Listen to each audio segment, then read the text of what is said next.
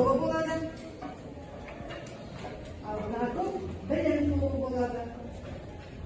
Сыныпташыларды сайлап алыңыздар. Сіздерге бағалау қарарымен бүгінгі сабақтың директорлары тақырыбын береді.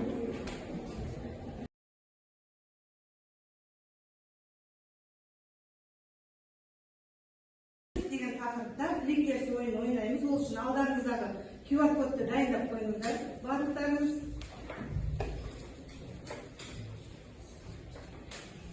Сұрақ шықты. 5 сұраққа жауап беретін боламыз өткен сабақ бойынша. Мен қазір сканерлеу арқылы сіздердің жауаптарыңызды қабылдап аламын. Дайынбыз ба? Жоғары жаққа дұрыс жауабын көтереміз.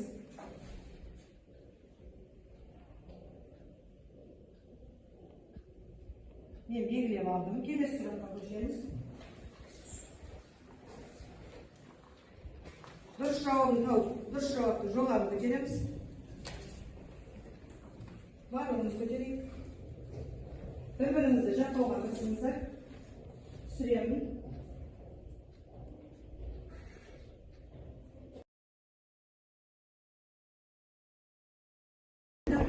Мақтанға өлең өтеміз.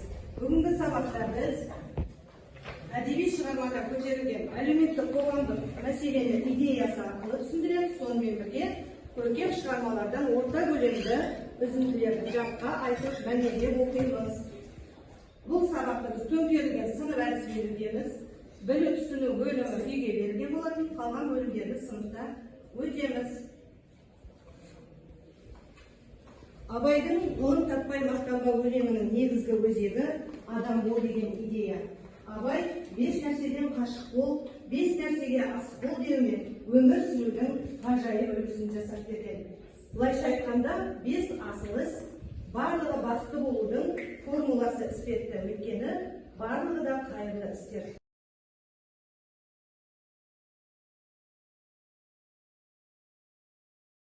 Өнер тобына беремін.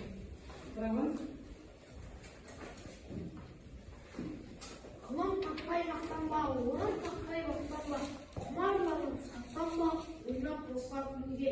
5 нәрседен қашық бол, 5 нәрсеге асық бол. Адам болам десеңіз, кеуің өмірің алдында, оған қайғы жесеңіз, өсек өтірік мақтаншақ, бемтек деген мал шашпақ. 5 дұшпанын білсеңіз, талап еңбек терең ой. Қанағат бірақ ойлап қой, 5 асыл көрсеңіз. Ой, бәрекелді. Енді сен келесі ғылым тобына деген ғой. Мына лентаны, мен 5 жұлдыздың көк туын іспетті лентаға Абайдың 5 асыл ісін талап еңбек терең ой, қанағат рақым ойлап қой деп жазып қойдым. 5 жұлдызшаға. Міне ойымызды қарап қойыңыз. Келесі ғылым тобы.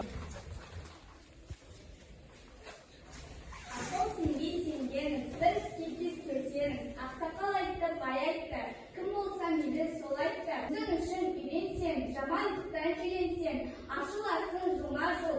Біреу үшін үйренсең, біреу білмесең білсең, білгеніңнің бәрі дол. Сөзіне қарап кісіні ал, кісіге қарап сөз алма. Шын сөз қайсы біле алмай, әр нәрседен құр қалма. Мұны жазған білген бол, ғұлам Ахидауани. Солай депті ол шыншыл, сөзін оқы және ойла, тез үйреніп тез жойма, жас уақытта көңіл бөл. Өте жақсы концерт.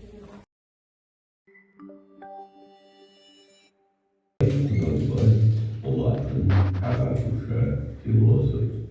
Ол қазір шығыс Қазақстан облысы Абай ауданында Шыңғыс тауының жолында дүниеге келген. Өз шығармаларында жастарды өнер білімге, адал еңбек етуге, халыққа пайда келтіруге үндейді. Ғылым таппай мақтан өлеңінде ғылымның қоғам мен адам өміріндегі мәнін дүние өзі, мал өзі дей отырып, оған жетудің жолдарын ұсынады. Біз топтық тапсырмамен жұмыс жасаймыз. Ол үшін қазір топтарға мен тапсырма тарқатып беремін. Ғылым тобы, мына топ тақтамен жұмыс жасайсыздар. Кішкене зерттеу жұмысын жүргізіп, сатылай кешенді талдау жасаймыз өлеңге. Уақытты үнемдеу үшін мен 3 оқушыны шығарғым келіп тұр. Бір оқушы, топ басшысы тыңдап отырыңыз. Бір оқушы өлеңнің құрылысынан тақырып идеясын тауып береді бізге. Ортаға шығатын оқушы көркемдік тәсілдеріне тоқталады. ал соңғы тақтаға сөздікпен жұмыс және тәрбиелік мәнін жазады. Түсінікті ғой ғылым тобы? Енді мен өнер тобына мына абай айтқан 5 дұшпан бар ғой, соны рөлді ойын арқылы түсіндіріп бересіздер. Өсек, өтірік, мақтаншақ, еріншек, бекер, мал шашпақ. Өсек пен өтірікті айтатын кім? Адам. Сондықтан өсекшінің, өтірікшінің рөлінде ойнауларыңыз керек. Мына сөзді ұстап тұрып, дәптерлеріңізге жазып алып, ортада қорғайсыздар. Ал білім тобына түрлі әдістер арқылы 5 асыл істі бізге түсіндіріп бересіздер. Ол үшін сіздерге 5 жолды өлең әдісі, сонымен бірге экспромт әдісін тарқатып беремін. Өздеріңіздің шамаларыңызға қарай осыны толтырып шығасыздар. 5 оқушы қорғайсыздар. Тақтаға шығамыз. Ғылым тобы. Оқулықпен шығамыз.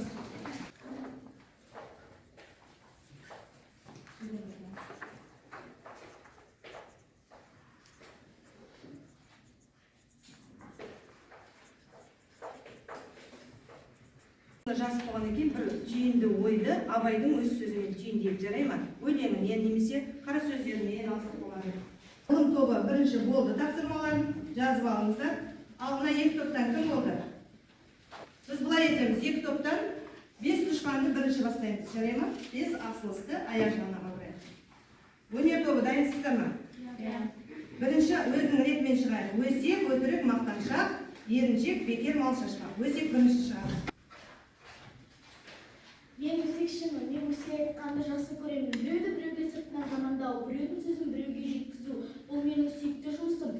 Тіпті адамдар менің арқамда ұрысып, ренжісіп жатады.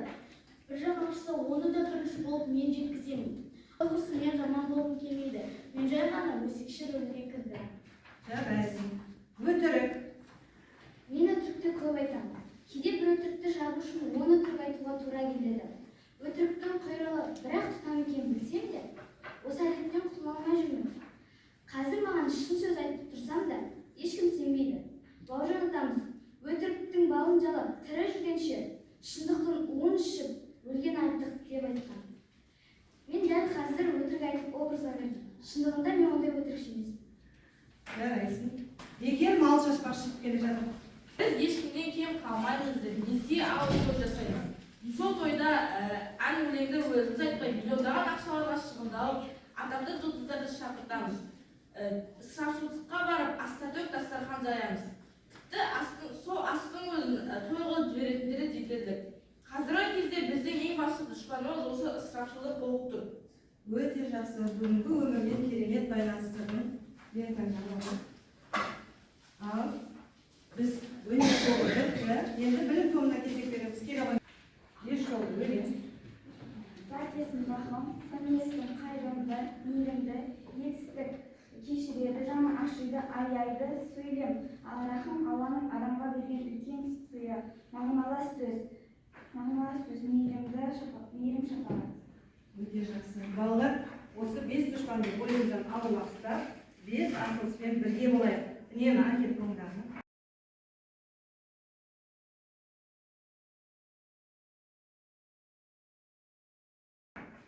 Енді балалар, біз кішкене тапсырмалар орындап шаршаған сияқтымыз. Кішкене сергіту сәтін жасаймыз. Ол үшін топ мүшелері, топ басшысынан басқалары мына жаққа шығамыз, қатарға тұрамыз.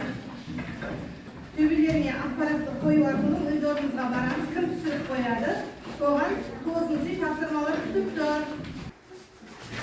Абайда.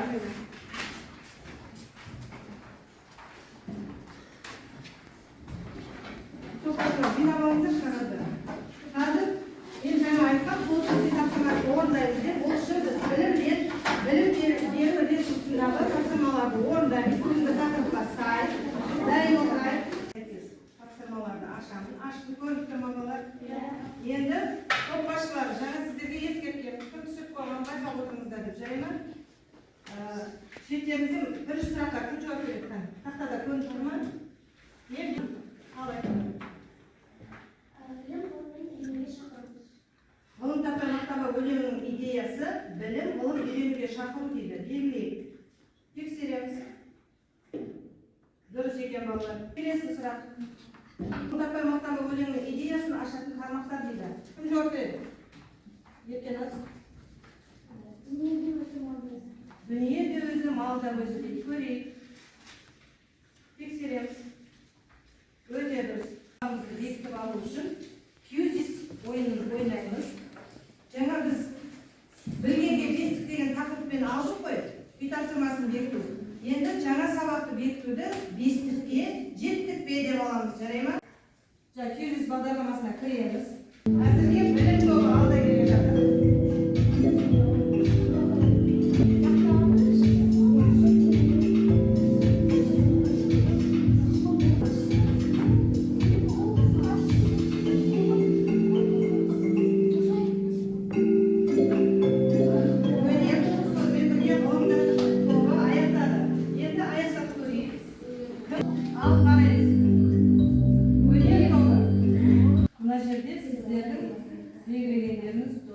Барлықтарыңыз 100% жауап бергенсіздер. Жинаған ұпайларың тұр. Өте жақсы. Өнер тобы жеңіске жетіп кетті. Мен жаңа сіздерге лента таққан кезде екеуі арыс болатын. Араларыңызда белсенді қатысқан бір оқушыға сонымен бірге мына ойын арқылы қай топ жеңіске жетті, сол топ басшысына берем деп шешкенмін. Рауан Кирилов өнер тобының топ басшысы. 2 лента ала ғой. Осы топтан мен Марленге мына белсене атсалысқан үшін сатиралық өлеңді оқып берген үшін Марленге сыйлық беріп отыр. Келісесіздер ме? Президентіміз Қасым-Жомарт Тоқаевтың таяуда ғана жарияланған мақаласының соңында абай бізге нені аманаттады? Басқасын былай қойғанда, 5 асыл істі жүзеге асырып, 5 дұшпанды бойымыздан қашырып жүрміз бе дейді. Мұнда да біздің әрқайсымыз, сендердің әрқайсыларың болашақ өмірлерінде осы 5 асыл істі бойтұмар етіп, бағыт бағдар беретін темір қазықтарына айналдыра біліңдер. Ал 5 дұшпанды бойларынан аулақ ұстайды деген сенім білдіремін. Бүгінгі сабағымызда өз мәресіне жетіп қалды. Бүгінгі сабақта атсалыспаған оқушы жоқ деп ойлаймын. Мына мақсатымызға жетудегі талпыныстарыңыз үшін сендерге үлкен алғыс білдіремін. Ал енді үйге берілетін тапсырмамен танысып, күнделікке жазып алайық. Мен үй тапсырмасын 2 деңгейге бөліп қойдым. Сынып оқушылары міндетті деңгей. Абайдың оқу білім ғылым туралы басқа да өлеңдерін жатқа мәнерлеп оқимыз, үзінді жатқызсаңдар барлық. Біздің бір мақсатымыз осы болатын. Ал екінші, шамасы мүмкіндігі келетін оқушылар үшін Абайдың ғылым таппай мақтанбау өлеңінде көтерілген қоғамдық әлеуметтік мәселе тақырыбында эссе жазамыз. Ал енді қазір мен сіздерге стикер тақырып беремін. Бүгінгі сабаққа ұсыныс тілектеріңізді осы стикерге жазып, мына жерге мен білім шыңын көрсетіп қойғанмын. Мұнда таудың шыңында Абайдың өз сөзімен беріп қойдым. Талаптың мініп тұлпарын тас қияға өрледім деп сендерге арнап қойдым. Ал енді екінші деңгейде өзіңе сен өзіңді алып шығар еңбегіңмен ақылың 2 жақтап деп қойдым.